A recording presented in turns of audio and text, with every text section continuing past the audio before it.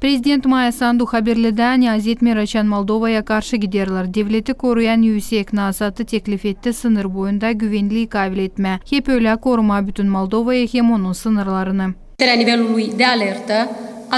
Hep öyle nasat edilir olmak hazır her türlü oluşlara koruma mahsus yönemli infrastrukturayı. Hepsi o kurumların angıları koruyucu funksiyasını yaparlar, iş rejimini yükseltme.